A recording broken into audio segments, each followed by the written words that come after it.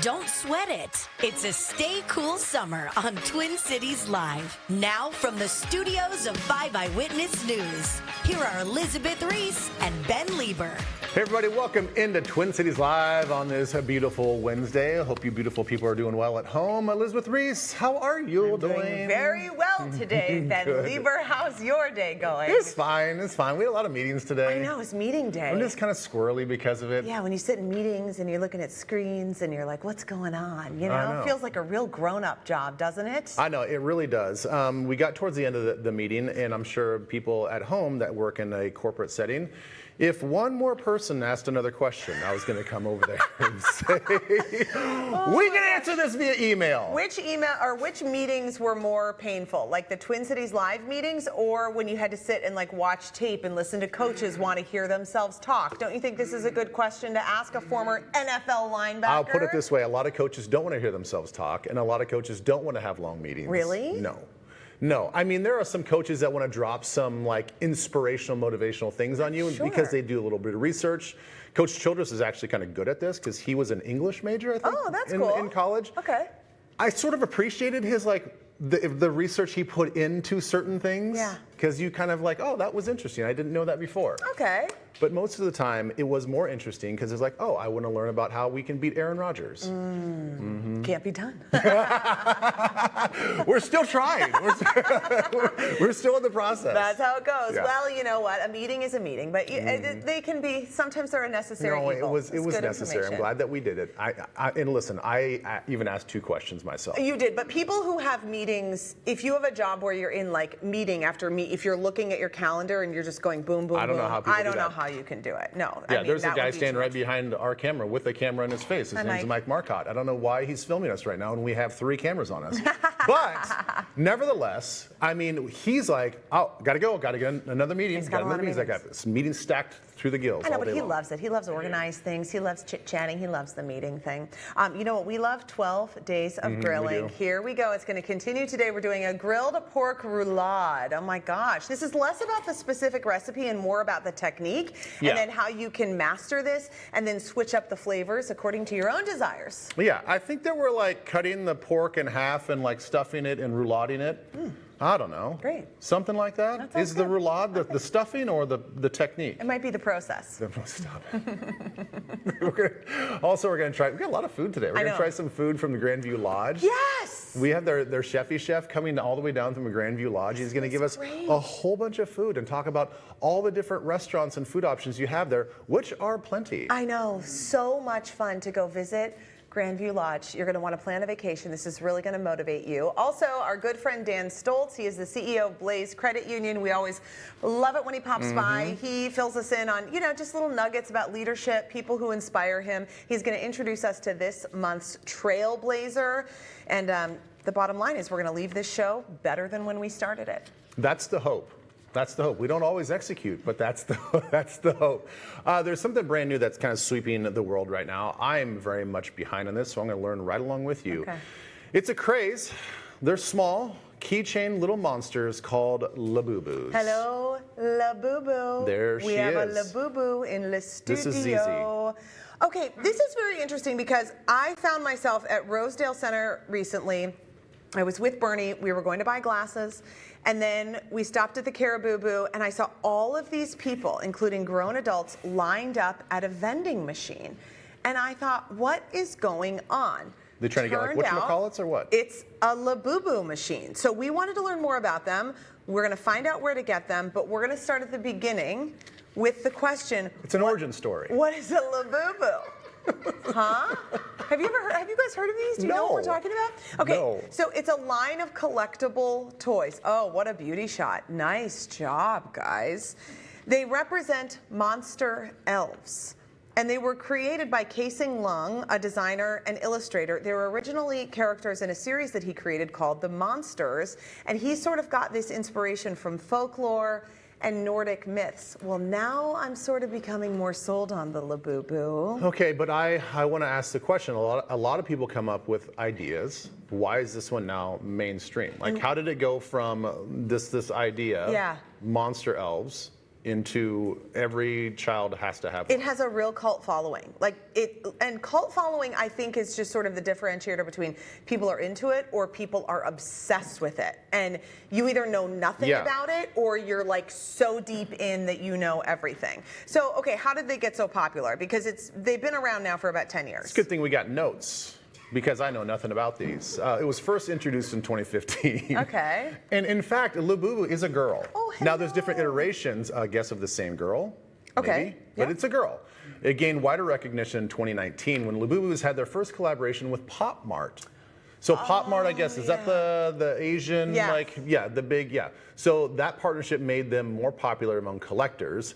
There have now been more than, get this, 300 different versions of the Labubu figures. Now, we've got a teeny tiny little Labubu here. This, I guess, would be the 3-inch version? I guess, yeah, but they range from $15 3-inch figures acceptable, to 31-inch mega editions that they cost $960, guys. That's insane. That's your rent payment on a Labubu.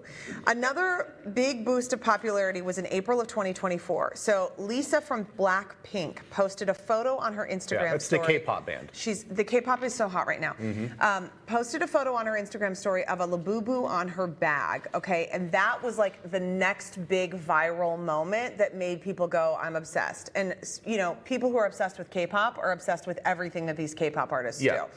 Now they're in such high demand that the Pop Mart website has crashed on at least one occasion. Come on. When people want to buy these. So it's so interesting. And this is kind of the thing that I think is so smart about how they do this and why people get addicted to it and why they want to buy them, because they're sold in blind boxes. So every one of them sold in a blind box? I guess. So you don't know which version you're going to get. So this is how this is working. Look at all this video. Oh, the ASMR. Betsy, can we not do the tapping of the nails? No, are you kidding me? I love that. That's the best part. So what'll happen is that people buy these boxes. You don't know which one you're going to get. So people will be like, okay, I'm going to go and I'm going to buy as many versions of the same as I can afford, because then you're hoping for different versions and you sort of get that dopamine hit, that like rush when you open the box, which is, you know, the same as like when you get a Happy Meal and you want to get the toy. I mean, I guess that's part of the fun about baseball cards. Yeah. Baseball cards, or Pokemon cards. They do that with Pokemon cards. I mean, you know, they're wrapped. You can't see what, 10, 12 cards are in there. You don't know who they are. It's a classic trick to get people to buy more. Now, there are also special rare secret figures that people will try to hunt for. So they're like searching for these. There's a TikTok hashtag Labubu, and it has nearly 2.3 million posts. Well, but here's the cautionary tale, everyone. When something becomes popular, there's always a knockoff. Yeah. Right? There's like a Temu version. Yeah. This is actually called Lafufus. Oh, no. Oh, no. So don't be mistaken, okay? Tons of videos online of people comparing the differences and teaching you how to tell the difference between a Labubu from a Lafufu. So what are the differences? I guess like engravings on the foot. Okay. Apparently the size, which I think is kind of ridiculous, because if you're going to make a replica or a fake, make it the real same size. Yeah. I guess even how they shine, you guys saw that, even how they shine under the black light. Oh, yeah, that was interesting. That's weird. So they have a different thing. It's like a fake Louis Vuitton or a fake Chanel. Yeah, like there's a which whole I still market. can't tell the difference. I've seen the real ones and I've seen the fake ones. I'm like, it looks and feels real to me. I know, that's why those real designer bags like that have totally lost their luster for me, because I'm just like, there's just so many fakes out there. So many fakes. They're not made artisanally how they once were, like the original intention, so I just kind of have no interest. Okay, let's get back to the Labubus.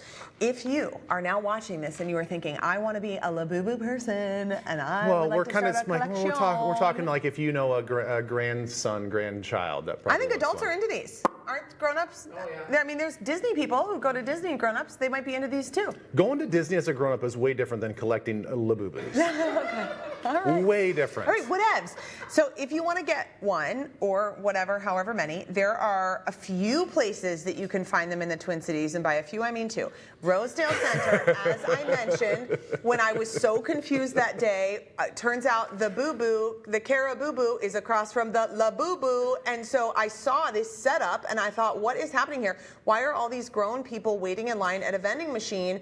What's going on? Turns out it was the Pop Mart, the Labubu Labubu vending God, machine. I hope they're shopping for somebody younger than them. They've installed 2 Pop Mart vending machines there. There are huge lines that form trying to get the Labubus. They run out. Many shoppers go home empty-handed, so it's not a guarantee. I don't know if they have a secret society that tells you when the vending machine is going to be restocked. By the way, this one is the property of Maya, who is Mike's partner's daughter, and so she lent this to us. And this is like one of her most prized possessions, so we want to give a shout out to Maya. Thank you. Yeah, and it's officially called ZZ, is that correct? ZZ. ZZ. Did she name it that, or did it came? That's Oh, the they name come of with it. names. Okay. Oh, There's okay, another spot too, though, that you can get them in the Twin Where's Cities. that? That's at Duck. Remember? Oh when yeah, we've Kristen done went that. there? Yeah, we've talked about Duck before. So this is Minnesota's largest Asian-themed experience, claw machine experience. They have all these claw machines. Oh, so that's the interesting part, because you can actually see the box. You have to kind of earn it with the claw machine. Yeah, It's not like you can just go in there and say, oh, I want to go there, and then I just want. Yeah, you have to win it. Okay. The amount of artificial light in that place, unbelievable. I mean, wear your blue light blockers. Yeah, wear your shades. And get in there. That place is in Eagan. Kristen checked it out earlier this year, and we were just wowed. I do think that looks like a really fun spot. And so if you want to try to get your paws on a Labubu. Let's hear from the people, shall we? Oh, yeah. So we asked everybody on Facebook if you have ever heard of a Labubu and if you would ever buy one for yourself. Robin says, my granddaughter is into them and just got one. And I guess you can buy Crocs for them too. Yeah. Now there's accessories that you can buy for the furniture for Labubu. There's Labubu furniture out at of IKEA, here. Mike says. Aaron says they're expensive, ugly dolls. My 9-year-old daughter craves them. Aaron. I don't think that they're ugly, Aaron, per se, but I think they're kind of cute. They're kind of cute. I like that they're angry elves in this like folklore thing. That's like a vibe to me. Well, who that said I they're think is angry? cute. They said they're monster elves. Oh, I mean, you know what? I made an assumption, and when you assume, you make a bleep of you and me. Yeah, you've seen Monsters Inc. They're really nice. They're just doing a job. That's true. Katie's on trend. She says, I have bought 2 so far. And she said she had to wake up at 2 a.m. to get on the Pop Mart app to get them. Katie, we need to talk, Katie. Katie, we need to have a conversation. Katie, all right. Jane says, today's Cabbage Patch Kids. Oh, God. Yeah, I mean, in a way, I suppose. I loved Cabbage Patch Kids. We need to do Whatever Happened to edition of Cabbage Patch Kids, and then we need to integrate Garbage Pail Kids into it, Mike, because my parents, they were so obsessed with censorship that they would not allow us to have Garbage Pail Kids. Yeah. My parents let me read Stephen King and John Saul books at the age of 10. Danielle Steele, whatever. Whoa. Read it, 100%. But yet, But Garbage Pail Kids is too much, too racy. I can't do that. You can't do that on television. Anything Madonna, off limits. I mean, the cover of Danielle Steele's books probably shouldn't have been looked at. Those are different. Though they're always just like the title. You Okay, clearly all right. haven't read a Danielle I'm thinking Steele about lately. something No, else those then. are different ones. Cheryl Ann says, I don't understand the hype. They're ugly. Cheryl Ann, you are body shaming these Labubus. Shame them. They all look different, so some might look less than appealing. I guess. I don't know. That was really fun. I don't know if I'm a better person for knowing that or not, but now I know it. And you do too. So up next, we head out to the patio to learn the technique for making an impressive pork roast. Labubu. Roulade. Twin Cities Live's host chat is presented by Schuler Shoes, where happy feet means happy life. Step in today.